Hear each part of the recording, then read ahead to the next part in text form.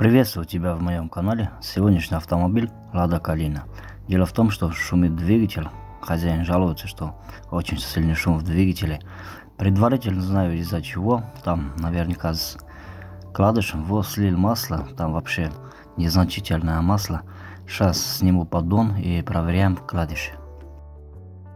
Вот и скинул поддон, проверял все вкладыши по одному.